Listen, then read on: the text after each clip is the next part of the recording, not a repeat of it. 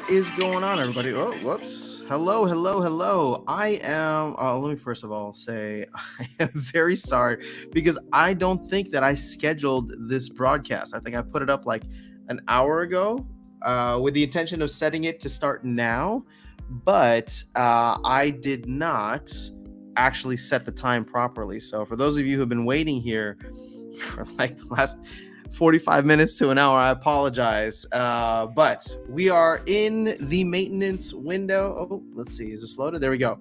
So we have our maintenance here. Lots to talk about. I know I haven't been live for a bit, but I'm finally back home. You can see here behind me, got the usual background. And cheers, got my coffee. So we're doing all right. I feel like there's a lot that's been happening, which always seems to be the case whenever I head out of town. So I try to keep up with a bunch of stuff. I apologize. I just didn't have any time to do videos the last couple of days. But overall, I think that we're in a really exciting place right now for Splinterlands. Now, keep in mind, we're coming up to the end of June. And there's just not, we're not going to get a lot of the stuff that we were hoping for. But I feel like things are right around the corner, which are great. And we can definitely discuss some other stuff as well. Golem Overlord has been super fun. I got backgrounds there. In fact, we should do that today because I didn't open all of my crates just yet. So we can do some of that here on stream. I've been playing a lot of TerraCore lately. That has been fun, kind of leveling up in that game. I'm sorry, I know for the Pancake Protector folks out there, I have not had a chance to really dive in. I would love to do a live stream specifically for Pancake Protectors. Yes, specifically for Pancake Protectors. If we can make that happen, that will be awesome. Just for me to go through and play the game. So we won't do it during one of these timeframes because I know most of the folks come through for Splinterlands, but it'll be like a Pancake Protectors game itself. Pancake Protectors stream. So let's see who we got here in the chat. Luke, what is going on? Wibble wee, let's go. Luke is saying, yeah, Golem Overlord updates have been on crack. That's kind of what makes the game so exciting, I gotta say. It's just there's new stuff coming all the time. There's lots of hype to discuss, lots of things going on with it. And so I think that's what keeps people there. And so obviously Splinterlands is in a place right now where it's all hands on deck for land, which means that nothing else is really nothing else is really getting done in terms of the smaller updates that we were getting. Because if you remember at the beginning of the year, the first quarter of the year for Splinterlands was fantastic in the sense that every week we were getting new rule sets or new updates or ECR changes or stuff like that. We're not getting any of that now, right? We're not getting any of that now because everything is just so hyper focused on getting land out. And so here's the thing, right? Here's the thing with once land is done, land 1.5, and I don't know when that'll be, but when it is done, hopefully we will get to a point where we can get back to those quicker updates and all the fun stuff that kind of comes with it. So okay, we can chat Golem Overlord. Hold on, let me get back into the chat here because we got some more folks in the house. Ghostly BG, what is going on? Thank you for being here. Thanks for being a member. The new Soulbound cards on land proposal sucks. Changed my mind. Okay, I read through it. I didn't hate it the way that you're describing now, but let's go and check it out, shall we? And you asked me to change your mind. Well, we'll try. Let's see here. I want to do a video for this too at some point, so we'll get to it eventually. Okay, so I would like to put forth a proposal to the community of staked SPS holders to require DEC or DCB to be burned in order to allow soulbound cards to be used as workers on land. Okay, the cost to manifest a card to allow it to work on land is proposed to be 2x the collection power of the card, not counting the max level CP bonus. Interesting. I like it. I mean, I wanted just the burn cost to be in place. So if we're doing 2x the burn, that's fantastic. Please note that this does not mean that the card will become unsoulbound or transferable. This cost will only allow the cards to be used as workers on land. However, it will be applied to the cost to make cards unsoulbound transferable in the future when that option is available. For example, if in the future cards cost 2x CP or less to make them transferable, then any cards for which this amount has been paid to manifest them will automatically become transferable as a total amount. Okay. All right, interesting. So finally, cards have had the cost paid to manifest on land will not be able to be combined with any cards that have not had this cost paid. An indicator showing whether, okay. Reasoning for the proposed change. Initially, I thought it'd be fine to allow soulbound cards to be used as workers on land without any burning of DEC.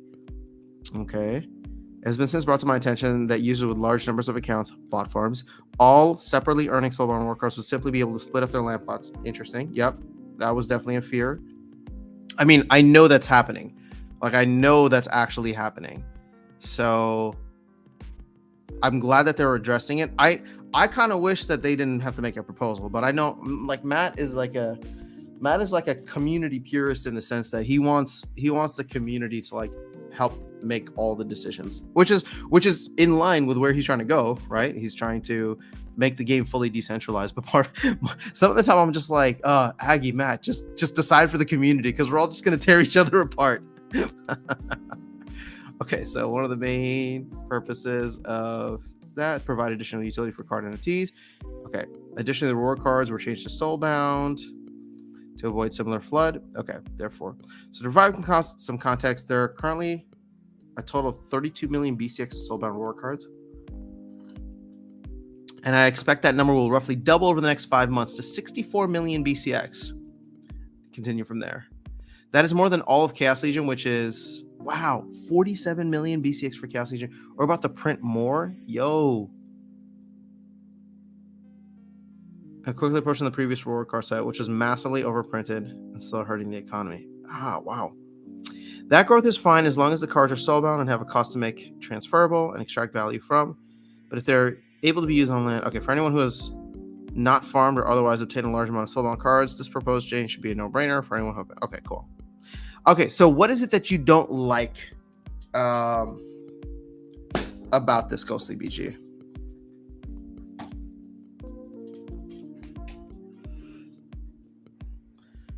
Thanks for the proposal, Matt. I support the primary idea, but I think the price is too high. 25. What costs 25k DEC?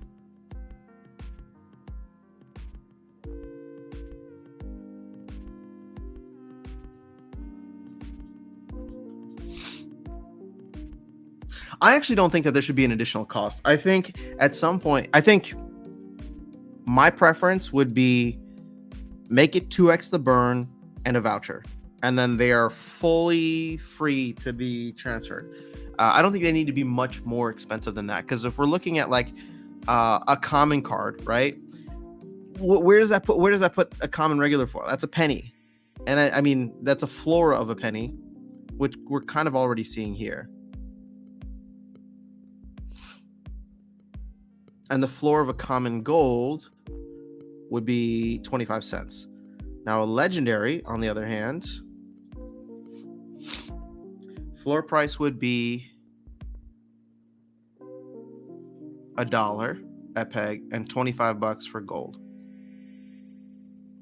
I mean, I think that's reasonable. And then you throw a voucher on top of that. Vouchers are what, 4 cents? I mean, even if vouchers do a 25x and they go back up to $1. I still think that it's worthwhile. Okay, Ghosty BG, let me know what your thoughts are. Okay, let me get back into the chat. Oh, you did. Okay, hold up. Let me see here. So, Mystic Force, hello, what's going on? Luke is saying Golden Overlord shows it doesn't take much to keep people entertained. The small things are what make people happy. 100%, Luke. 100%. This is why, like, people are just like, dude, why are you playing Golem Overlord? The token's infinitely inflationary and blah, blah, blah. It's all going to go to zero. I'm like, I'm having fun with it. Like, I didn't invest, right? I didn't put in any more money into the game outside of the 30 hive that I needed to play it, right? And so to me, I have gotten way more value out of that just from like keeping up with the updates, chatting with people in their Discord, chatting with people about it in my Discord. It's been a good time, and I feel like it's just getting started. I mean, we're gonna get more stuff in the future. Who knows? Could be great. Okay. Philly Tots, don't see why they need to be unlocked to work land. You earn them by playing the game. You should be able to use them how you want.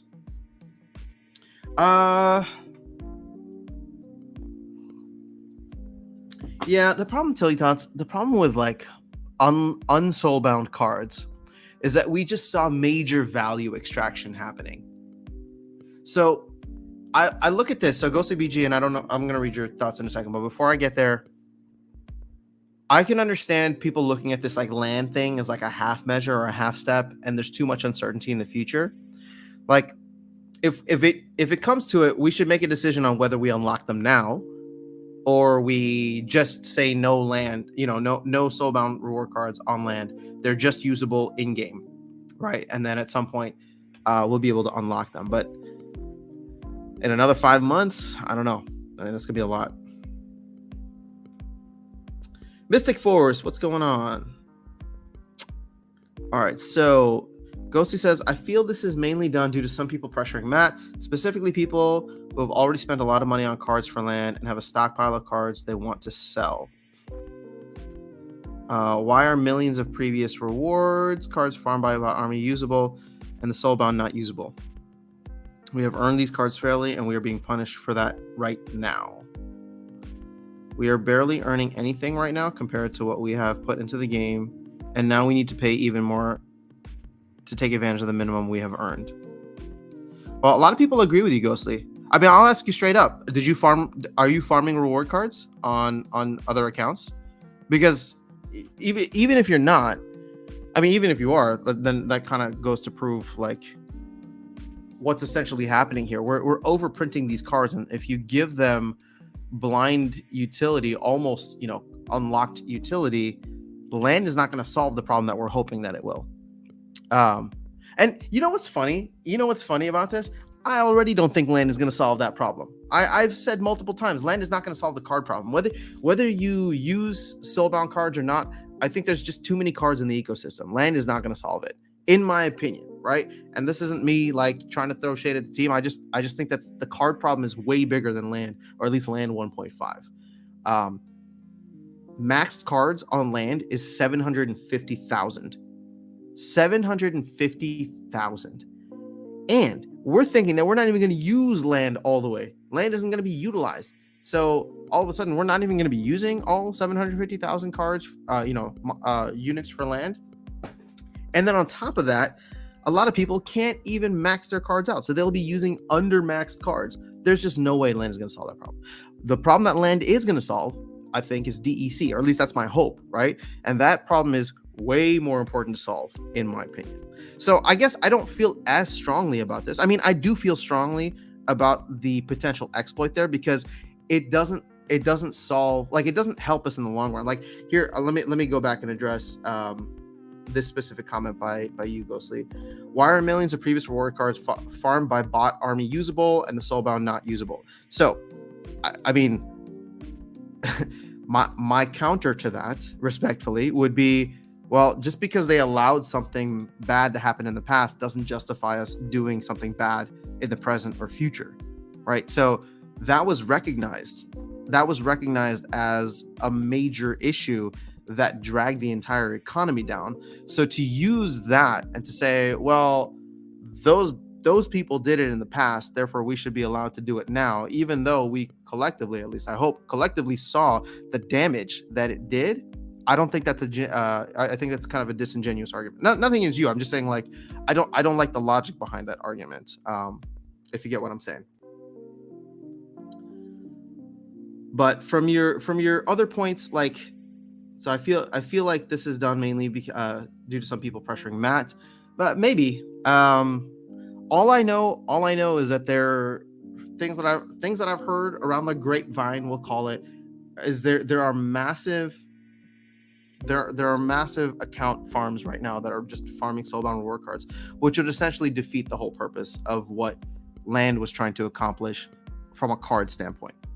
So I would still like to see land soak up a ton of cards. I don't have the confidence that it's going to be as effective as maybe Matt and Aggie are hoping, but I'd love to be proven wrong, right? I'm not cheering against them by any means. I'm not cheering against them. I very much want to be proven wrong. I'm just looking at the numbers and sharing hopefully in a constructive manner that I don't think it's going to be enough. So we should start planning our contingencies now rather than, oh, land is out. Oh, it didn't quite do what we want. Now we're like 6 months away from land 2.0 and we're going to try and solve it then, so I don't know. That's kind of where my thought is at. And I hope the team is able to get it right. Mystic Force agrees with you. Tilly Tot says, yeah, I think you're right. Only people who care about this one are the ones that want to sell cards, because otherwise, how does people using their soulbound cards on land affect others really? Well, it doesn't help to clean out the clutter of cards that we have, Tilly Tots. If people can just use soulbound reward cards, it's like there's no like all the cards that are just kind of dead in the market right now. It's not going to all the rusty androids. Nobody's going to use the rusty androids, right? That was the whole meme. Luke, has anyone noticed that Gods Unchained made its way? Yeah, I did, man. It's awesome. It's awesome. I was chatting with some folks on Twitter about it. It's great. Which is a step in the right direction. I mean, so Steppen getting Apple Pay, Gods Unchained making it onto the Epic Games launcher, phenomenal. If you see it happening around, then I think the questions should start being asked, like what should Splinterlands be doing? Hardy Stonefish in the house. What is going on? Explain to me why you're against using them on land.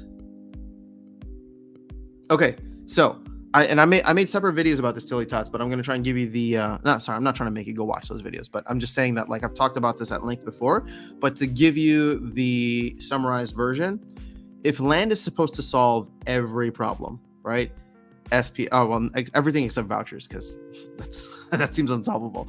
But if land is supposed to solve every problem, DEC, SPS, and cards, then by allowing people to use soulbound reward cards, which are easily farmed now at the lower levels, if you allow people to do that, they will just split up their regions or large land holdings and create essentially, bot farm accounts where they are going to start farming their land. Now, is that necessarily a bad thing?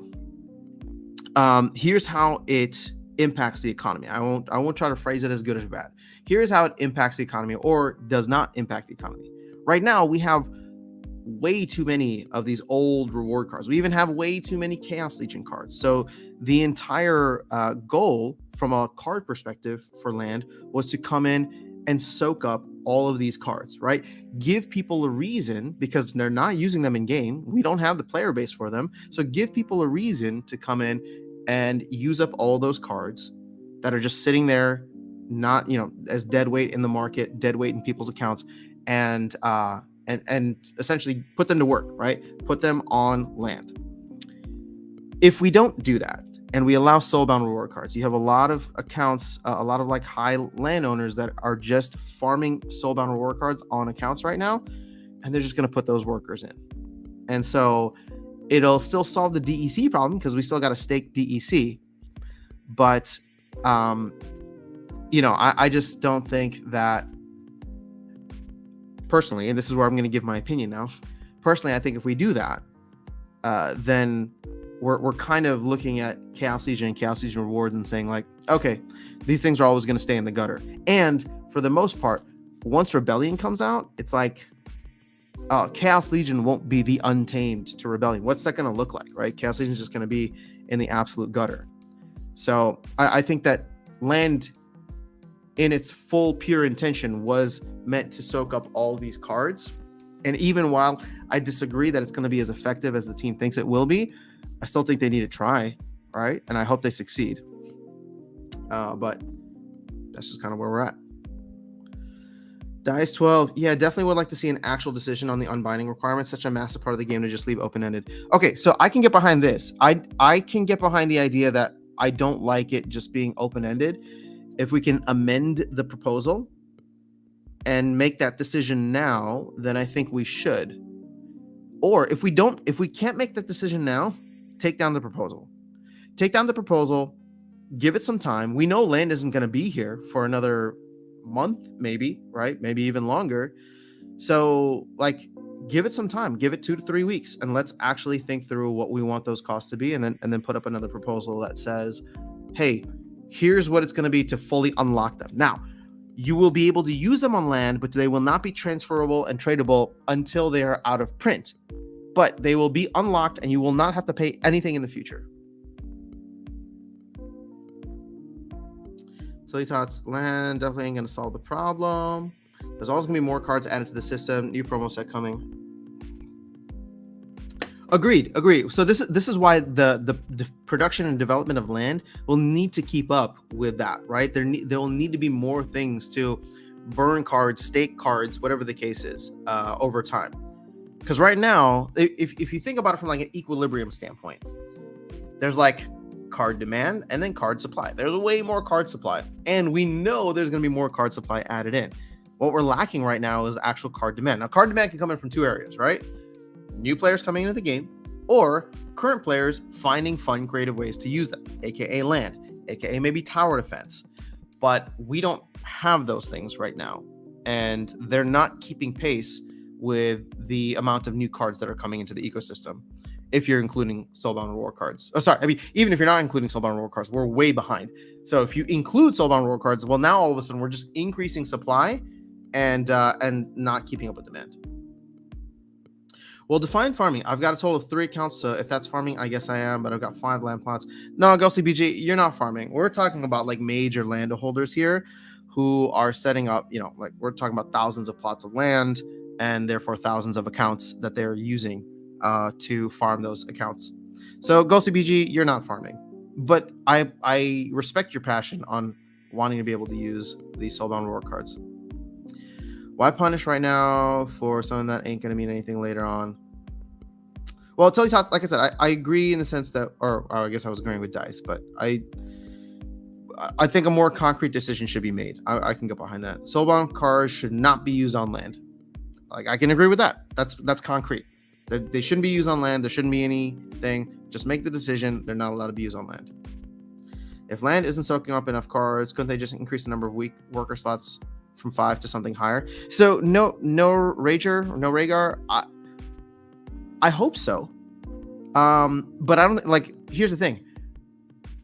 With land 1.5, it's going to be 5 slots.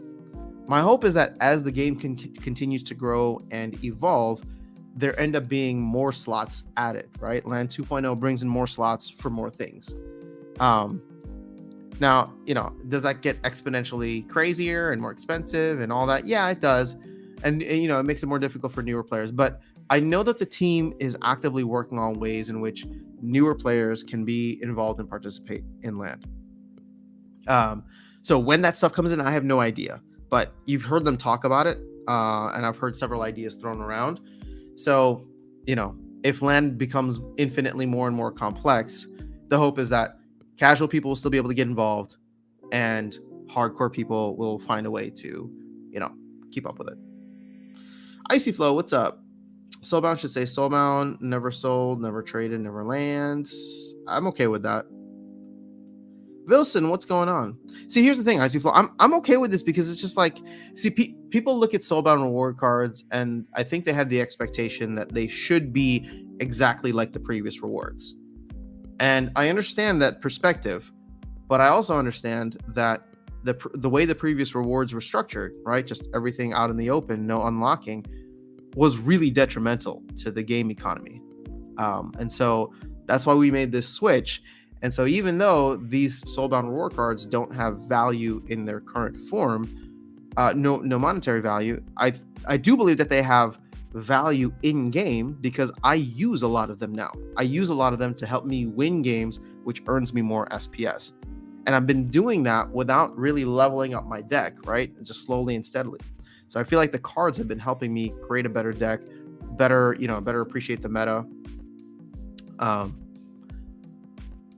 But yeah, everybody who came in from the old way, we'll call it, is probably struggling to see how this, fits into the new way. But anybody that does come in now or in the future, Soulbound rewards are going to be Soulbound rewards are going to be the standard for them, right? It's going to be the standard frame of reference. BC, I expect Landpoint 2 to add additional workers. I really hope so. Skyer, what's going on? Soulbound should be like personal ghost cards. Yeah, see, I'd be cool with that too. Let's kill Soulbound cards with fire before they manage to lay their eggs. But you know, the thing is, Icy Flow, I think everybody has the expectation that these will be unlockable at some point. So if we were to do an about face and like, you know, it wouldn't even be the team. I'm sure Matt would make it up to a decision or sorry, proposal. We would, you know, there'd be a lot of pushback from that. So, and I would love to see Soulbound reward cards unlockable because I don't have all of mine and there's a lot of really good ones out there. And I think that it would be fun to have those cards. So yeah, I would need to go out and be a net buyer of cards. Okay, I play to win Soulbound cards. Why would new players would if Soulbound cards are worthless? Well, again, they don't have financial value now, but we have been told that they will have in the future. But I would say that if we have to define things a little bit better because I think a lot of people are conflating different issues. Worthless in what sense? If you're talking about financial worth, there's zero financial worth right now, but there is potential financial worth in the future. Now, is there game worth for them? That's the argument that I'm making. Yes, there are. So I don't view them as worthless. In fact, I'm happy with the worth that they are providing to my playing experience now. And I would be hard pressed, I think, to find somebody who disagrees with that. Like if you think all the Soulbound reward cards suck and they haven't helped you win a single game, let me know. I would love to have a conversation with you. But I don't think I'll find anybody that can say that. Therefore, when we say things like they're worthless, we just have to define things better because I don't think that they're worthless in any form, right? From a gameplay value, they have a ton of worth for me right now. I wish they had more worth for me because I wish the cards were leveled up. From a financial perspective, they do have zero worth, but we have been told in the future they will have potential worth. So they have something there. It's not just zero value. Icy Flow, I agree until out of print, then allow DEC to burn and unbind. I'd be good with that. I thought that would be... I thought that that's what should be the standard. Just like no Soulbound reward cards. They can't be used for anything outside of ranked battles or, you know, outside of battles until we get to that point that they're out of print. Then it ruins the appeal of owning cards that you can sell. Well, no, you will get ownership of them in the future. Also, here's the thing.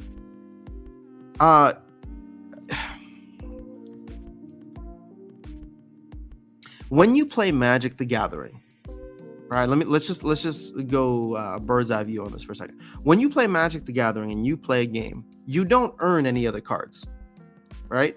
You don't earn any reward cards. You do keep the value of the cards that you bought, though, which is the case here in Splinterlands. So Splinterlands is on par with what Magic the Gathering and Hearthstone or all these other games are doing, meaning that it's asset ownership. Play to earn involves earning SPS tokens and earning Soulbound reward cards. Now, again, we all operate under the assumption that Soulbound reward cards will have some kind of monetary value in the future. But I guess my point is that when you compare this to what a lot of the Web 2 games are doing, which maybe isn't the best comparison, right? Because we're trying to do something different, and we have done something different in the past. But when you compare it to something like Magic the Gathering, we're right on par. You buy cards and you own them, or you can even rent them if you want, right? But you can buy cards and you can own them, and you can use them to go out and earn tokens, right? SPS, which has a value, even though it's completely deflated at this point, but it has a value.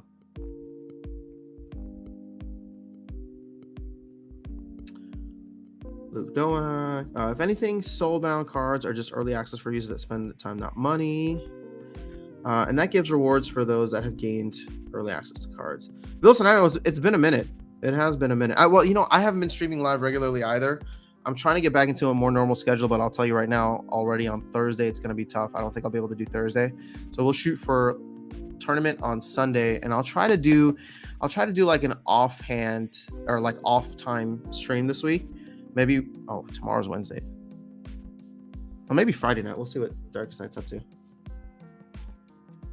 But I wanted to do a Pancake Protector stream. So do you stream on Tuesdays? Yep, I do. Or I try to. Tilly Tots, Magic doesn't expect you to buy 400 copies of a card to play at the highest levels of the game. Great point, Tilly Tots. But, I'm not trying to disagree with the argument. I'm just trying to think through the full implications of this so we get the wider picture. Because you're 100% right. You don't need 400 copies to play at the highest levels of the game. On the flip side, you don't need to have 400 copies of a card in order to start earning in the game. Now, are you going to be earning at the highest levels? No. Are you going to be playing at the highest levels? No. But you can still compete. There's still tournaments.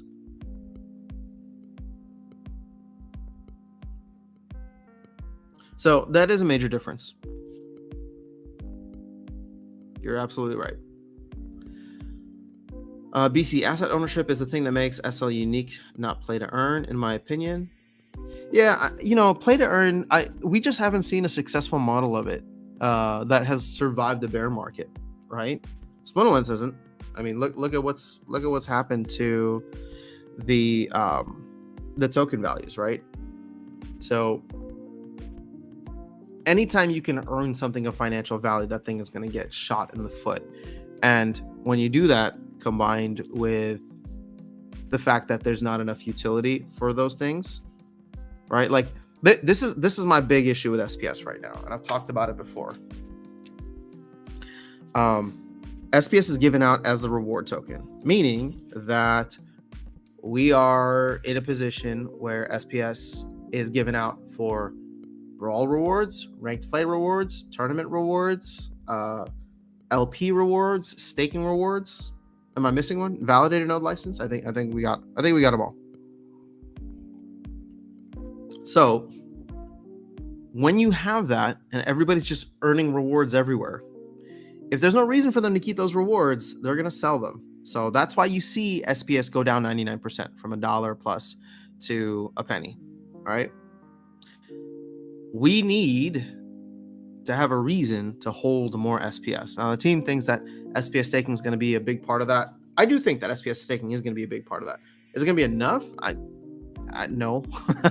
I don't think so. People are earning SPS by the handfuls right now, by the boatload. So it's like, I think what SPS staking requirements can do is stop the selling or slow down the selling, but it won't increase the buying. Maybe it will, right? Maybe it will for people at the lower levels. They'll start buying more. I mean, actually, I can disagree with my own argument there, because even someone like Darkest Night has said he's committed to buying more SPS over time. So it could have that effect, but call me just conservative. I mean, people are going to say, call me bearish, whatever. Papa Bear, we're back. But, I don't know that like any one thing is going to like save the token, whether it's DEC or SPS or cards or whatever. Sorry, what I meant was whether it's land or SPS staking or tower defense or whatever. Iced NFT. Hear of anyone building a third-party land calculator that can analyze your cards? No, but I would be shocked if like Peak Monsters or Splex didn't jump on that. Blockchain projects. Did you see the what Yavamet wrote in Tower Defense Discord? I did see that. I was planning on doing a video for it, but I just haven't covered it yet. But it's good news, I guess. I mean, as good as news can get when the project is like 2 months late. No, it's only 1 month late right now. When David from Double Coconut was on, he said they were shooting for a end of May release, right? So we're only at the end of June, And I have a lot of confidence that tower defense is probably going to come soon. We heard from Weirbeard that it's way closer to release than people think. The problem is we don't know what people think anymore. I went in the Discord and people are just like, this is a rug pull. I was like, all right, well, yes. If that's the end of the spectrum, the other end of the spectrum, then yes, we're closer to release than a rug pull. But yeah. DEC is rising a little closer to peg also. I plan to buy more SPS for staking requirements. Okay, so you got a couple folks here that are going to be focused on that. All right, let's go to Splinter cards because I like getting my nice quick snapshot. It's good to see. Oh, DEC keeps dropping though. Man, people taking massive profits on DEC. I think I'm gonna go heavy on the next one. My guess, this is not a price prediction, but my guess is the pump we're seeing in DEC now is people loading up, not for land, but for the end of the tower, or not tower, end of the Great Burning. And in fact, they might already be done because we saw it top out at 900 something splintoshis, and it's dropping back down now significantly. So if it drops back down probably below 800 splintoshis, I may just go super heavy into DEC and play that trade. Not financial advice, and I'm not a prediction, but I'm just saying if it does, then I'm like, okay, how much capital can I throw into DEC until land comes out or we get more information on land itself? Oh my gosh, what happened to DEC supply? Why are we showing 1.2 billion minted? There we go. That was weird. Okay.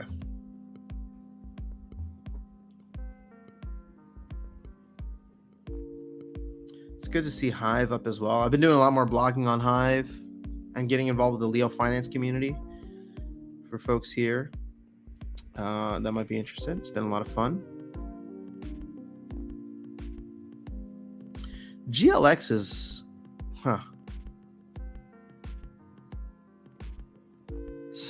so much hype for something that seems so far away. The skills thing was cool though. I put a video out for skills. Oh shoot, I need to make sure I remember to do that. Okay.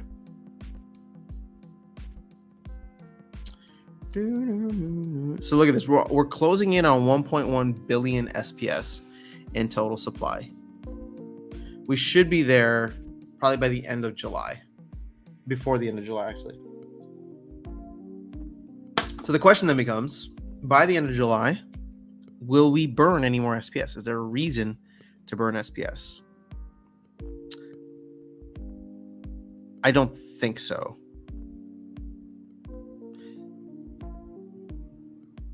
Because not only are we going to need land to burn DEC first. Or no, sorry, we're going to need land to burn DEC first. But if the Rift Watcher thing goes live, where are we at in the voting for that? Rift Watchers for DEC. I wonder how many people will start buying packs.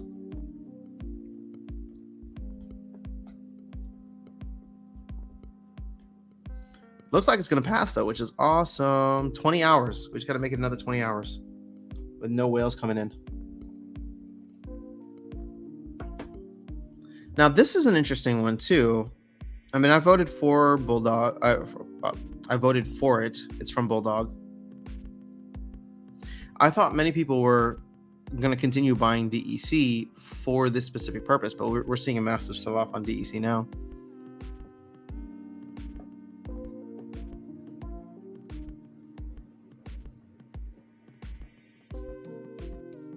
But this is, I mean, we're just not getting enough SPS voting.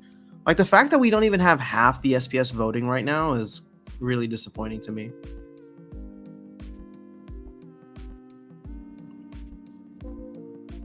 One of the things they talked about, and I posted the video this morning of 5 biggest takeaways from the town square for anybody that attended it yesterday, was the idea of like gamifying the proposal process. So you give like some kind of in-game benefits for people to participate, which I think is fantastic. I think that we should definitely do something like that. What it looks like, I don't know. I'm not smart enough to think that through, but I would love to see that implemented.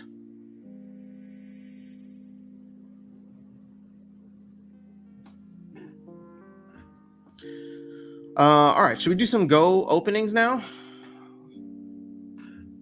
You can see here, I got my inventory. I opened only one.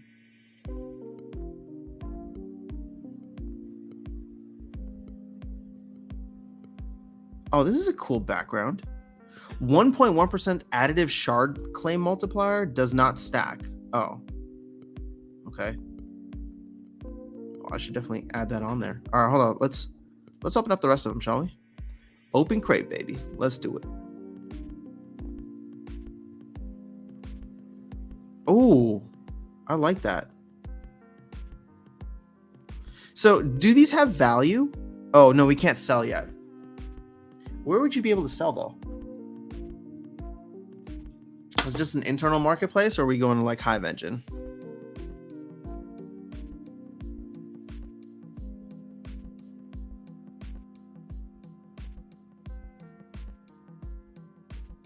I'm going to open this last one.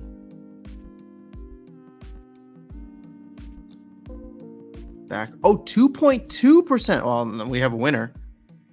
Let's go. Equip.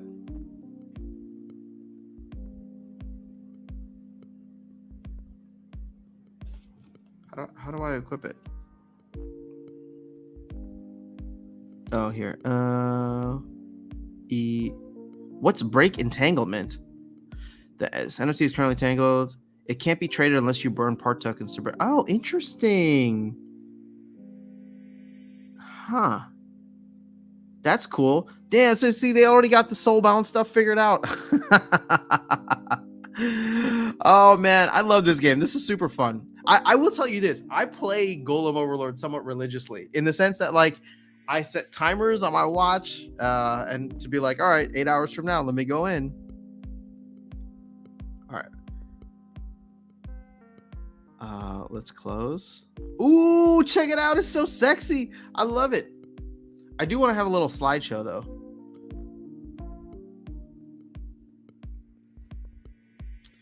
All right, let's see. Maintenance is over. And UI for your cards has changed. It looks great. But why attribute research to something like this now? Okay. Let's see. Let's hard refresh this bad boy.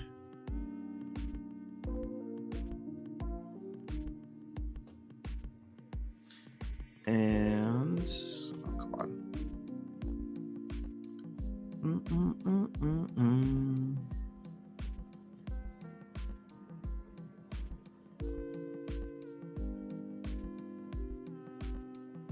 Oh, my eyes. What is going on right now? This is crazy. I don't like it. The card UI has changed. Huh. Okay. This is definitely going to take some getting used to. I don't like that I have to scroll here. I liked when everything was on top. But I guess I'm just complaining now. All right, so let's see. Where is everything? Oh, so you can now go between wild and modern. You can now choose the different sets. That's cool. Regular foil. Oh, units. Oh, they made sure to call them units and not monsters anymore, so everybody knows. You can search ability. Oh, you can search abilities here. That's cool. That's new. Oh, they made sure to call these elements and not splinters. Oh, and then you can do attack type. Beautiful. I wish there was a way that you could just remove starter cards. Like, I don't want any starter cards in here.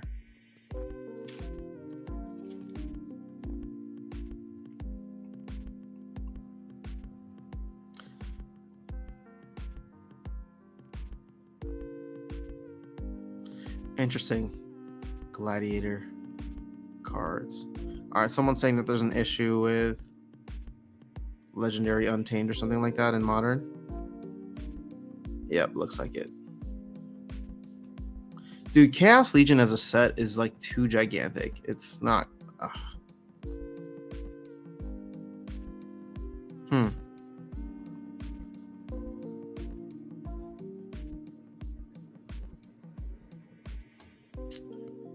Interesting. What what is this? Okay, the marketplace looks different too.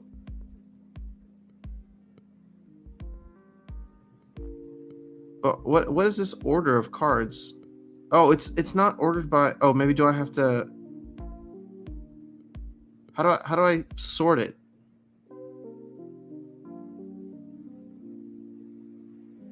Wait, I like when it was sorted by like highest price. Oh, element. Okay, price. There you go. There we go. Now that's what I'm used to. Oh, this is gonna take some getting used to.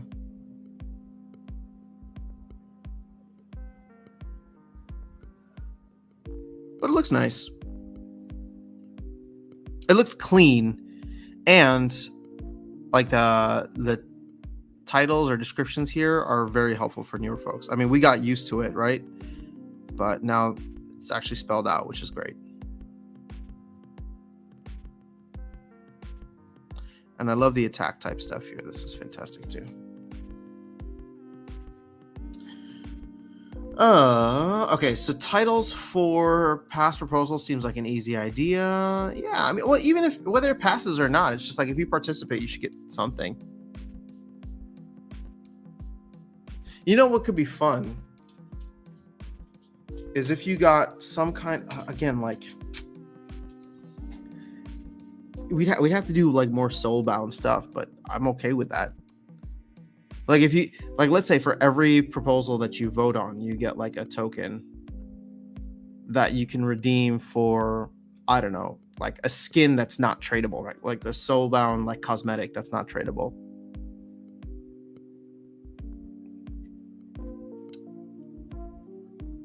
But I know that's gonna get exploited to hell.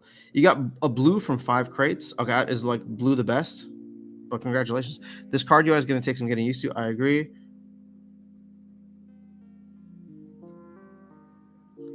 Cool thing is you can equip 2 and swap it when the page reloads. Nice. Yeah, there's something about like a slideshow thing, right? I'm gonna dig into all the Golem Overlord stuff and try to do it in a video. We need some gambling thing on Spelllands. I think that the team would probably not be behind that because there'd be some strict laws here, at least in the US. Card UI is cool, nice surprise. Indeed. This is disgusting, says Eric. That's amazing. Too big. Wild and Modern is bugged. Yeah, I do miss the old one, but this will just take some getting used to. Oh my god, Gladiator's in the market. Does this mean wait, what? Maybe at some point.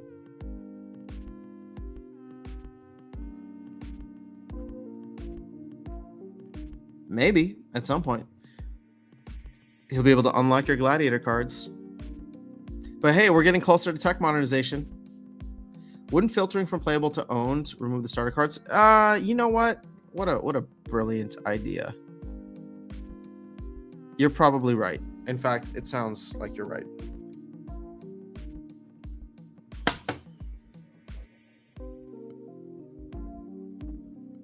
Yep. Sometimes I don't know what's going on.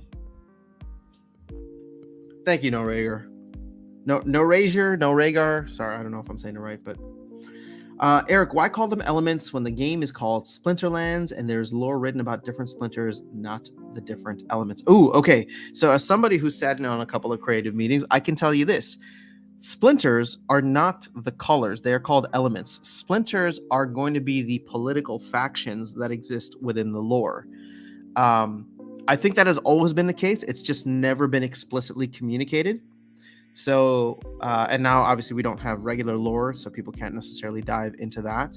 But at least from this point forward, they want to be very explicit about what are splinters and what are elements.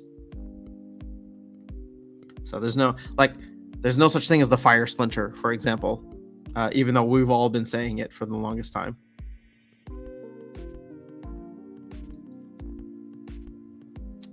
Okay, let's go to this is going to take a lot of getting used to. Own Soulbound, and I only want Chaos set. There we go. And then common. Oh, I'm just so used to everything being at the top. This is so frustrating. And granted, I'm on my like laptop right now, so everything's just smaller.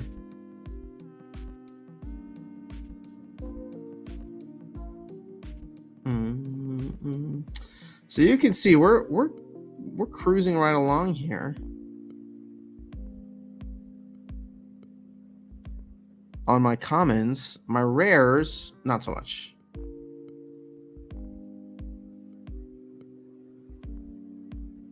I don't even have these max for silver yet. I need a couple more Helios Matriarch. And then this dude is still level 2. He's still not even... Oh, he's max for bronze, but... And then epics is where things start to fall apart. Level 2, level 1, level 2. Level 3, that's max for silver. I do have some gold foil, though, for epics. So that has been nice. But it's like, maybe I just use one of these guys on land. Oh, but then I have to pay more DEC. So maybe not. And then legendary, the struggle is real. Everybody's still level 1 except for Iziar and Usut. And then I'm still even missing the other fire one and the dragon one. Although the dragon one, how good is the dragon one? I don't really think that I would use it that much. This dude though, big fan. Wish I got 3 gold foils of him.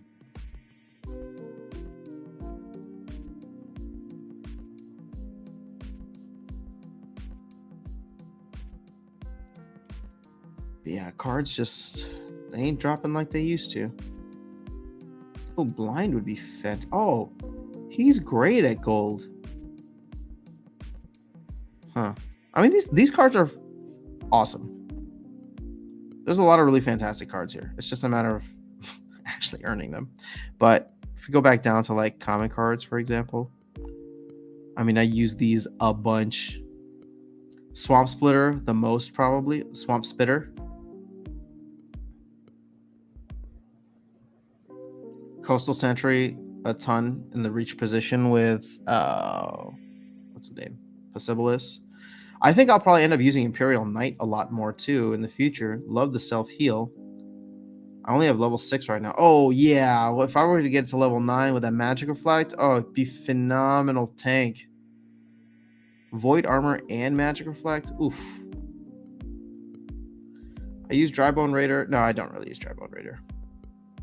I guess that's it. Gobson Bomber I thought I would use more, but I guess it just suffers from the piercing ability. Sucking.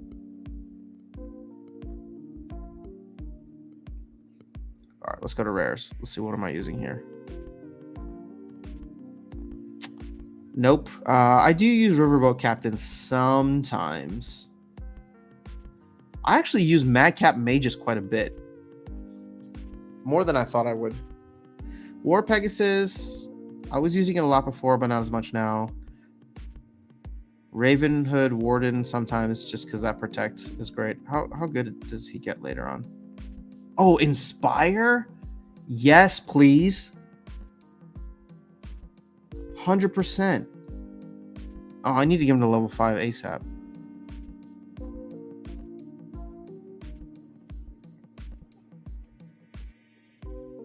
And then, of course, the Muskrat I use a lot just to die.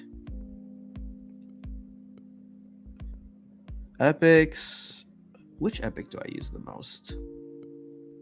I actually use Idri Fire a decent amount. More than I thought I would. That taunt and then the redemption are really fun. And you get that at level 2, which is fantastic. Oh, Return Fire and Phase in the future? Hell yeah. So the reason I love using this card is because I throw it in with Yasik often. And even at level 2, it's great because it takes some damage. It's super fast. And Well, it's super fast when you combine it with Yasik plus like Supply Runner or Countess Sinesh. But man, you get Return Fire and Phase on this thing, and this card becomes one of the best cards for non-melee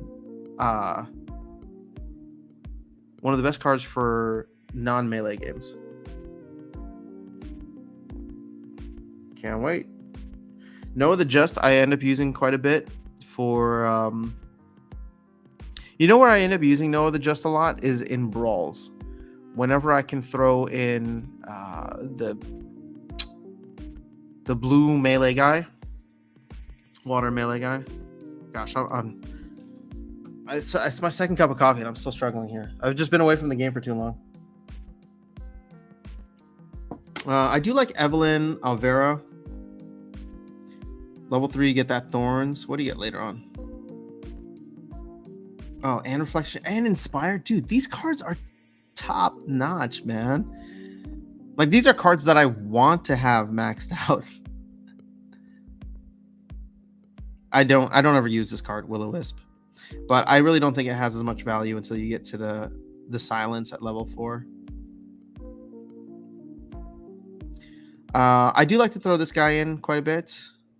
Just for 1 mana and the Scavenge. Add some turns and some hit points. And then I never use this dude. Clockwork Aid.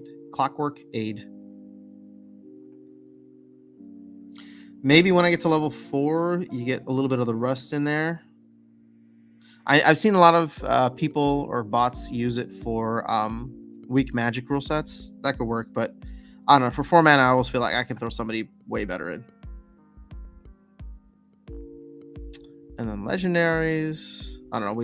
I just ended up going the entire time. All right, so I don't use Soriel the Bale very much. Kulu Mastermind, even at level 1, is fun to throw behind Bakhtira sometimes. Never use Ava. Never use Tenacious Hulk. I never use Avis. I sometimes use Iziar. Never Duskblight. Sometimes Usut. Very rarely Usut. I think the only time that I've used him, the only time I used him was like a Magic only game that was also Earthquake rule set, and I was like, oh, he fits perfectly for this. Let's go. But Drybone Raider, I just got this card recently, so I'm very, very excited about it. Haven't had a chance to put it to good use. All right, Eric says the UI doesn't show you the card count when you highlight cards anymore. Oh, that sucks. Go try to combine a card. It doesn't say how many you have highlighted. Oh, that sucks. Let's go combine something.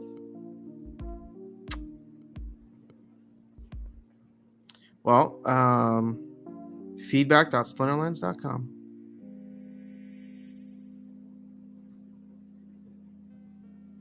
I don't want to touch my comments. Let's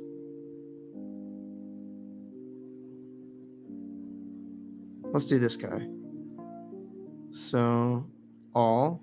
Oh, yeah, it doesn't show you anymore, so you have no idea. This will combine. Yeah, see, I'm 1 short. Yeah, sure, that's fine. Come on.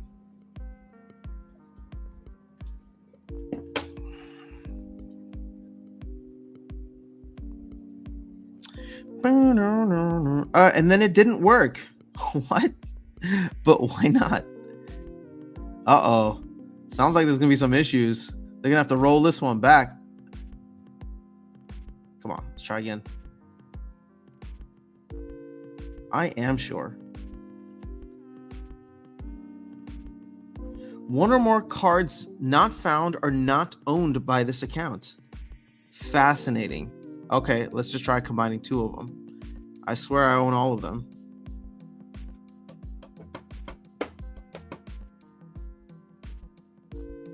Damn. All right, guys. I gotta say that this is. We should report this stuff, and it's kind of. It sucks because any kind of delays in this obviously delay the mobile rollout. Is anybody else having trouble combining cards? Maybe it's just me. I don't know.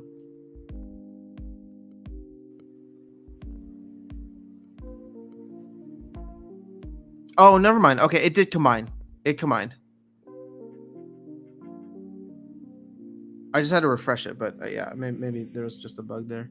Virus is here. What's up, Virus? Drybone is one of the better cards, or one of the better Soul War cards. Agreed. I really like it. Hate facing Drybone in ranged only. Iziar is a bad boy. Yeah, I wish I used Iziar more, but I haven't been as much. I was able to combine. Whoa, Luis is in the house. What's going on, Luis? Guys, here's another top player from Splinterfest. What's going on, Luis? Good to see you here, man. Well, 50 common cards. Strap-on spelled backwards is no parts. Awesome. You must be new. Let's see if you're a troll. Wadey, did you say mobile rollout? Yes, I did. So with their whole mobile thing, their game plan is to have all the tech modernization done, and then all the updates they do on the regular game just get pushed and are optimized for mobile. Not a mobile app, but just so that everything looks better and cleaner on mobile. So I do wonder what Battles 2.0, or sorry, not Battles, but what tech modernization for Battles is going to look like, because that could make the mobile experience way better if they can get that thing right. And right now, I know a lot of people don't mind playing on the app, but if you can play in browser, that'd be really fun, and like have it be super easy, or not super easy, super intuitive.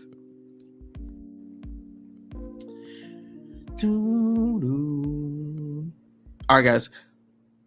So I am. Oh, what happened to the market? What happened to the cards? Oh, there they are. Everything's loading slower.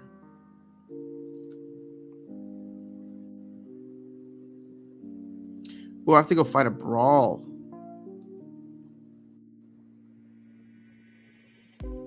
Oh man, look, my bot is losing so badly. 4 games in a row.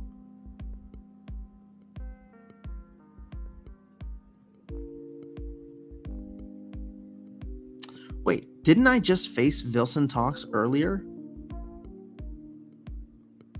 I faced you last night, Vilson. Oh, and Rising Star. Whoa, I'm playing all the same people. Are we all just using the same bot?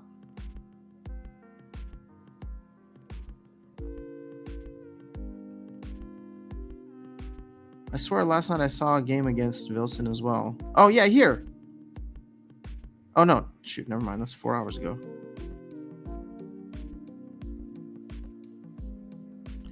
All right, maybe I'm going crazy. But Rising Star 1, I've played twice in the last 24 hours.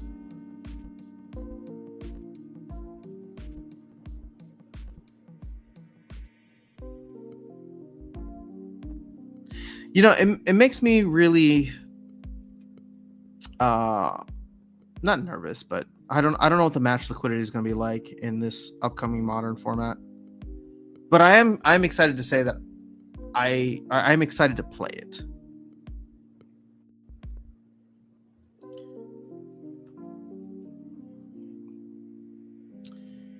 Eric is asking, do you still play Rising Star? I do. Why can't I load this comment? There you go. I do actually somewhat regularly. You know, I'm just collecting cards. I got in before the millionaire card was discontinued, so I just make sure that I go in and I do my millionaire mission, and anything else is just gravy, and then I'll use that to buy more cards. But I don't know what's going on with the game right now. If you have any updates, I'd be happy to learn more.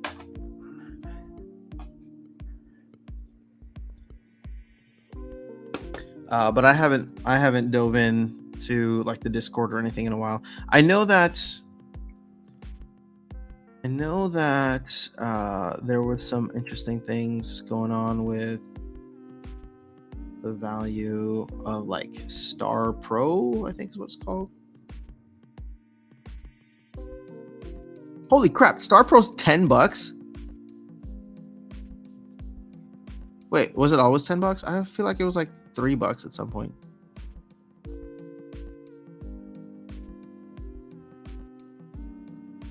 Damn, look at that. Slow and steady over time. All right, well, this thing's been climbing. All right, well, congrats to all the people. Congrats to all the people who are doing well with Star Pro. I mean, what happens to Starbits now? I mean, is that token just dead? No, sorry, not dead. It's just a utility token that's used to transact stuff in game.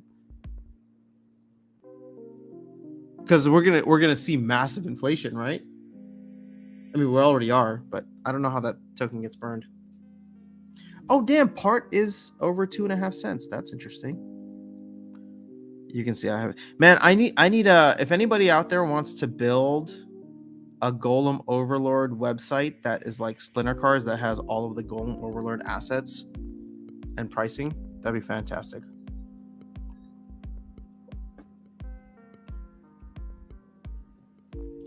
SPS, oof. DEC, oof.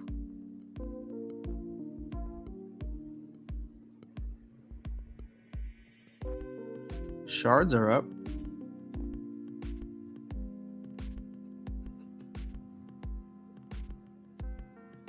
Oh, damn, look at this. The scrap token is down.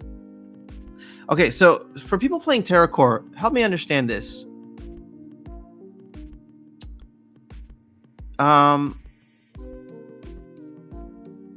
When it comes to the scrap token, I mean, I know it's the same as like part where it's infinitely inflationary, but the thing is, if you have dead accounts in Go, for example, they change the thing so that scavenger golems slowly decay over time. There's nothing like that in TerraCore, right? Because that's a serious issue, in my opinion. Like, that'll need to be curved. If the account is not like working, if you just have accounts that, like, you know, someone quits playing the game or whatever, you're just going to be minting that over time, and people can steal it. And I like TerraCore too. I've been playing it regularly.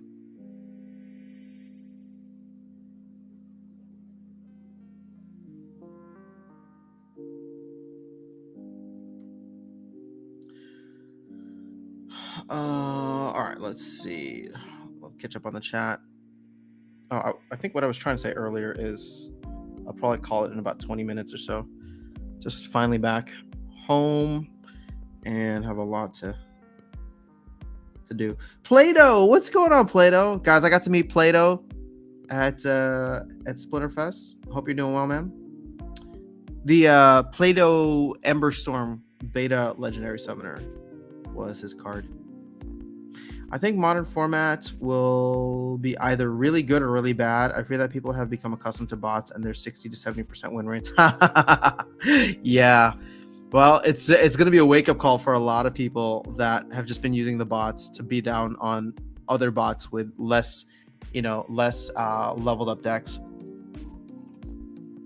But you know what? I'm going to love that. Because if people are out there complaining that the game is too hard, it's like, oh, you lazy ass, like, figure it out. Because that'll make the rewards just that much greater. Like, imagine playing in like Champion or even Diamond, and all of a sudden you're winning like 100 SPS per game. Like, that becomes significant in a way. Oh, you know, I'm gonna get bullish here for a second. In a way, if that ends up happening, just imagine the narrative out there, because all of a sudden, even if SPS is in the gutter, which it currently is, if you're earning a ton more SPS in this human-only format, you're going to get a lot of humans who get interested in making money. I like it. When I used to play manually before bots 1.5 years ago, I would have a 50 to 55% win rate and be in champ. Gotcha. Okay. I mean, Luis, I'm not worried about you. I think you're going to be fine. You're one of the best players in the game. So there's, like, you know, it's going to be a lot of the casual players like myself who are just like, where's Archmage when you need him? Where's Xbot when you need him? Yeah, I got the Maintainance card too, thankfully, says Eric. I just passed 100,000 fans. Not sure about the updates. Just been clicking away every day and buying cards. Yeah, I mean, so, you know, the way that I'm using Rising Star right now is I just continue buying more cards, and then I take a little, it's not even ice cream money. I call it's HP money now, because I'm trying to build more as a curator on Hive, so I don't even like withdraw it. I just go swap it to Hive and then power it up. You hope to get a 100 air card? Well, just start playing the game. You mentioned where Golem NFT should be sold. Have you used NFT Mart? I have. I mean, I'm familiar with it. I can't say. Oh no, I have bought something on there. NFT Mart. Is this where it is? I know I bought like a Hash Kings thing in there, and then Hive's NFT Mart. Oh, I don't want to log in. I can't see anything until I log in. Oh no, there we go. Wait, it's not here. Oh, you're saying where they should be sold? Yeah, well this works. I played Crypto Shots again recently.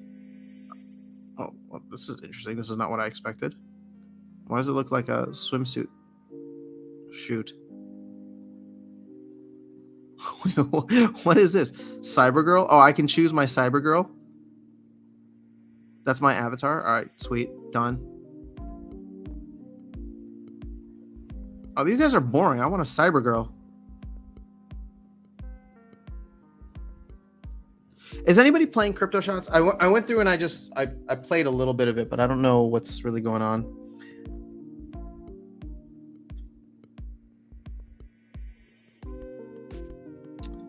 Game of Life, King of Duels, Stardom Play. I don't know what any of these games are.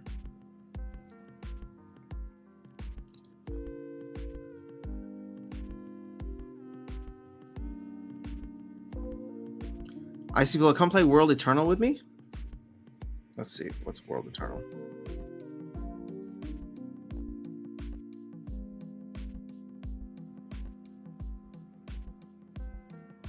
Closed alpha, season 4 live?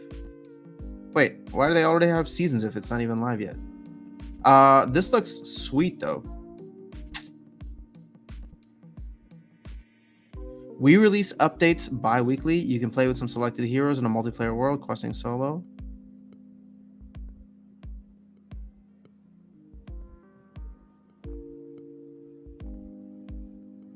Interesting. What is it built on?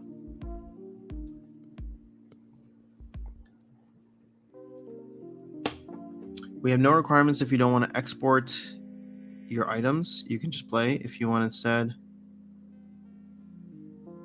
Oh, that's on ETH. Oh yeah, this game is gonna take off. every project on ETH takes off.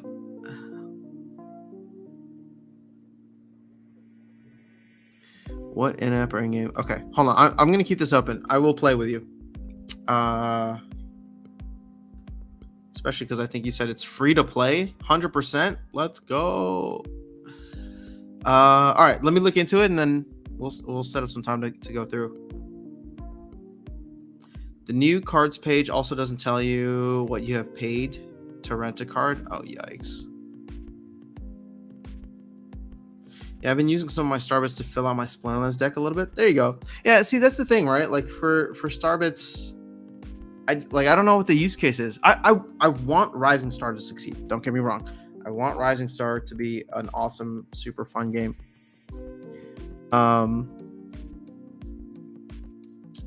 I just don't know what's going on with it right now. So I'll add that to my list of things to do this week now that I'm back. Oh, Alex, you had to explain your comment. Come on, dude. You can have a little bit more confidence in that. Golem Overlord will be sold on Splex, of course. Oh, I forgot they have a market. Why wouldn't they put in their own market? That's true.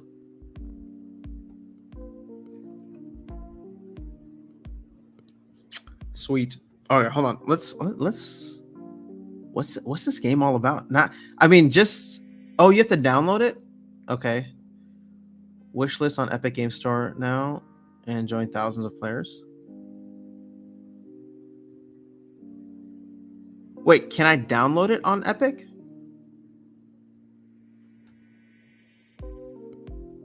What does wishlist mean? Sorry, I'm not familiar with this. Oh, is it because you'll need a game code in order to download the alpha client? Okay. How do I get one? Is there? I could probably jump into the Discord. Maybe somebody can hook it up.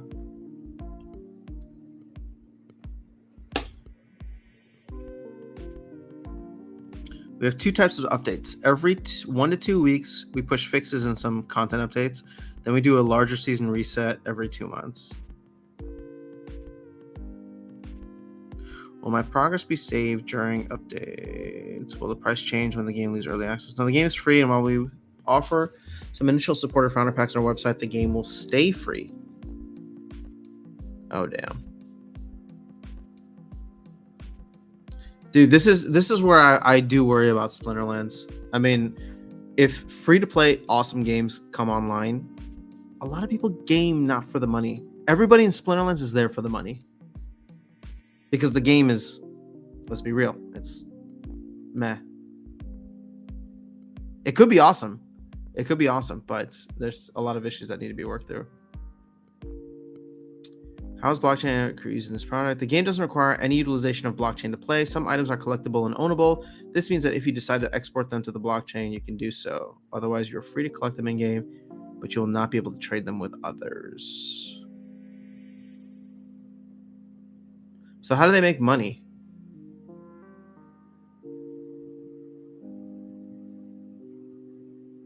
Do they sell cosmetics? Because that works well. Does this product require me to connect an external? Oh, we read that already. Yes.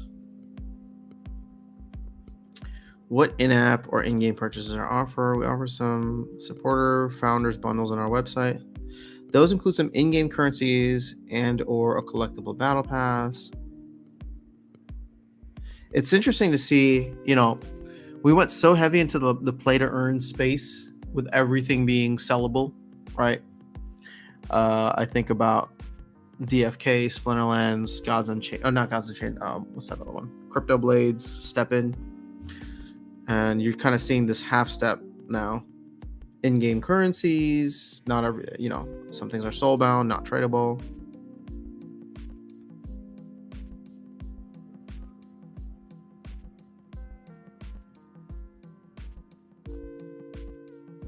Oh, you can buy on Coinbase.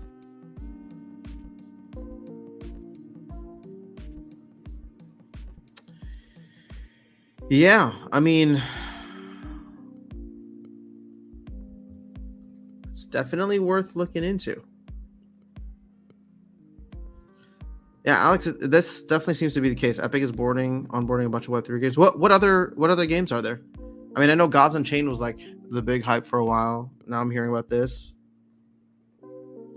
but I'm not surprised. I mean, if they took on Gods Unchained, then they must be looking into the space. Lawrence, it's good to see you. What's going on? Hello.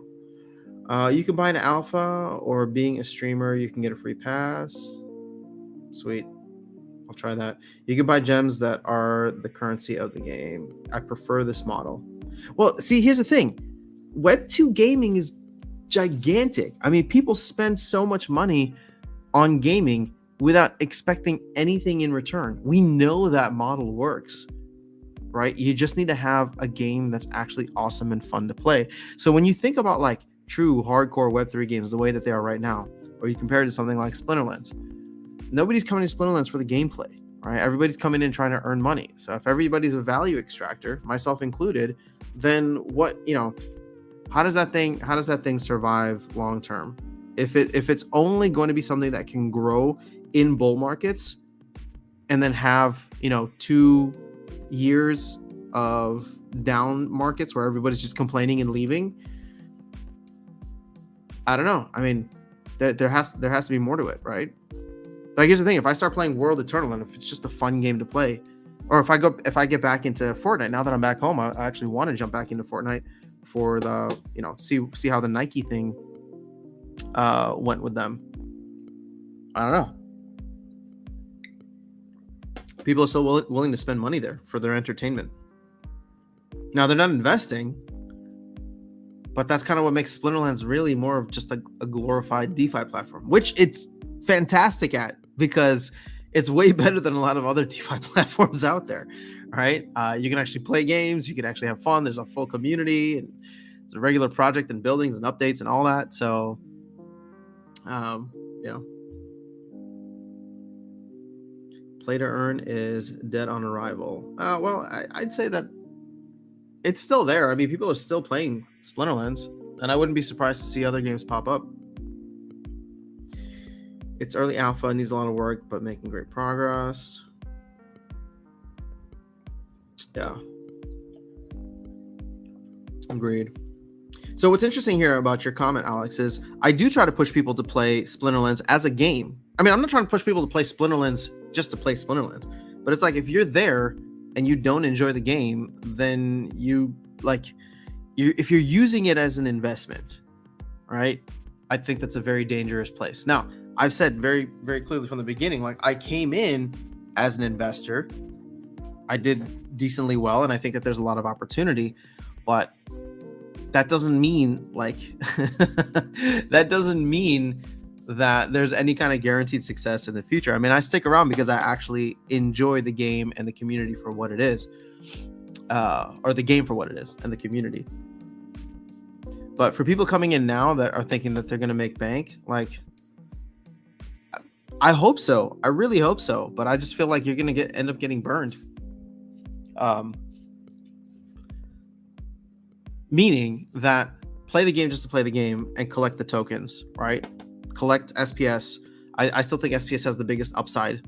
So if you're buying cards because you enjoy playing the game, do that. Buy cards, play the game. You own the cards, and you can always sell them if you need to, right? We don't know if the price is going to go up or down, but obviously we're at the lowest point we've ever been. So we can always go lower, but at least you can do something with your cards.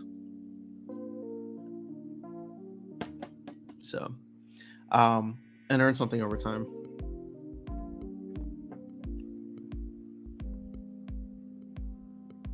I think building a hub of Web3 games and services will be the next Web3 move, which is kind of what Splinterlands is doing. Here's Alex assuming things. It's so funny, man. This is why I gotta yell it, because you lie to yourself and to us. Why would I lie to myself and to you?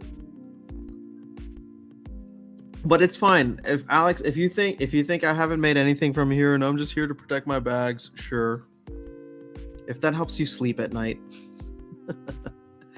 I do see a lot of potential with Splinterlands. So, again, I just think people coming in and trying to think that we're gonna go to the moon like once land is out is just a wrong way to approach it. I think if you don't enjoy the fundamental aspect of the game, you're gonna be miserable at some point, because it's, at the end of the day, it's a crypto-based game. And I say that because it's not like there's like NFT-based games now that are being built, which is something like this World Eternal. But it's a crypto-based game, which means I think it will follow the crypto market. And as much as I would like to see it decouple, I don't think that it will. Maybe if most of gaming ends up decoupling, but when so much of the game relies on, or so much of the success of the game relies on your main reward token having, incredible amounts of value. Yeah, I mean, it's gonna follow the major currencies, right? Bitcoin, Ethereum, all that. Dude, Alex, I live rent free in your head. It makes me laugh. You think so much more about my personal life than anybody else here does.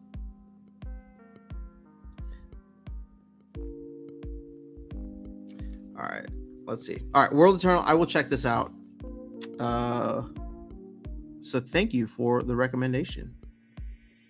Now, is this something we have to be online together to play Icy Flow? Whoops, I have to go to Hive Engine.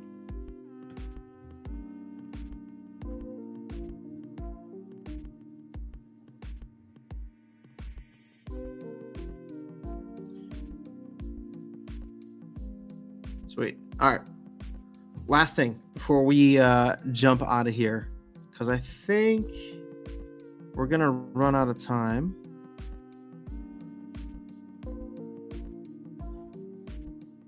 Sorry, not run out of time, but yeah, okay. This ends in 2 days and 3 hours. Or maybe we'll do like a Thursday afternoon stream. But it'll still be after this. But I'm just curious how much DEC. I don't care about DECB, but how much DEC do you think will get burned?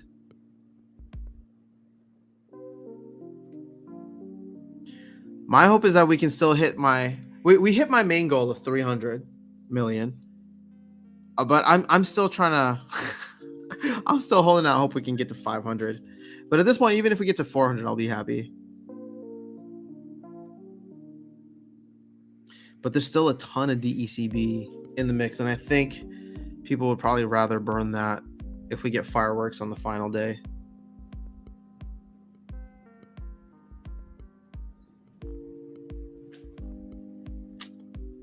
No, actually, there's not as much. There's 208 million DEC. That's still a lot. 208 million DECB. And at this point, I don't even know what people will be holding it for. I mean, it's really just Vugtis is holding like 20 to 25% of it. So that just may be holding on until land comes out. But where's Vugtis on this?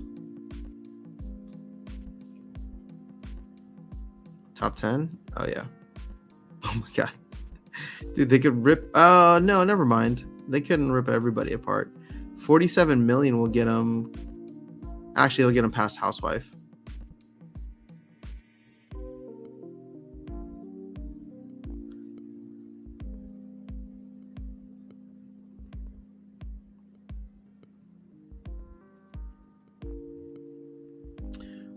No, it's just grinding levels at the moment. I need people to help kill bosses.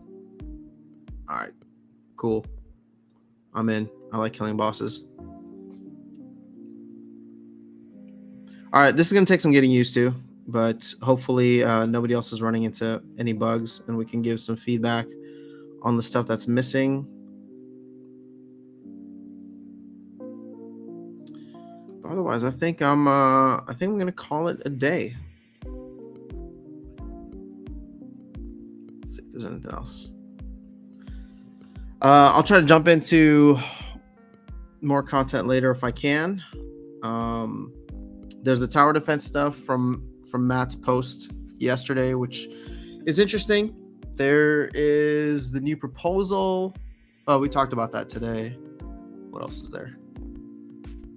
Ooh, the Binance or the DAO proposal too. Sorry, not the DAO, but the stablecoin proposal too. Someone's got to think of me. Oh, well, thank you, Alex. I'm glad you volunteered. How's your game coming along? Oh, the new Unity system has networking built into it. Awesome. Oh, actually, you know what? I should have put this in as one of the takeaways from yesterday's town square. But if you guys haven't noticed, Peak D now has this kind of like it seems almost like a Discord style chatting feature. And so somebody was asking like if there's a way to incorporate that into Splinterlands, into the game itself. I'll have to explore it a little bit more. Somebody mentioned it on a recent live stream, but I don't think I have. Oh, let's just go Peak D. If you just go up here near the top, this yellow icon is now like, see, it's like a little chat thing here. But then I think you can also have direct messages. So people were talking about should we have or could we have something like that in game so that you could like message someone after you beat them or lose to them, say good game, or what I think is going to happen is going to devolve into terrible sportsmanship. You're just going to have people cursing each other out. Or as Aggie was saying, they have to find a way to moderate it so people aren't sending inappropriate pictures and such. But I think something like that would add a lot of value to the social aspect of the game. But again, like, because people even do this in Discord now, right? Where it's just like, oh, somebody will play me, or more specifically my bot, and then just be like, GG's, right? And so my hope is that it doesn't matter now, but it could matter at some point in the future if we get like the modern tournaments. And so therefore we know that we know that the person that we're playing right then is sitting at a computer or at a phone or at whatever and playing. But yeah, I don't know. Thanks for entertaining. Oh, well, you're welcome. Glad you were entertained.